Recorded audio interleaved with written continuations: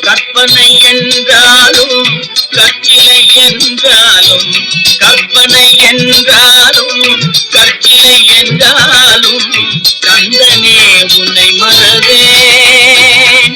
நீ கற்பனை என்றாலும் கற்சிலை என்றாலும் கந்தனே உன்னை மறவேன்.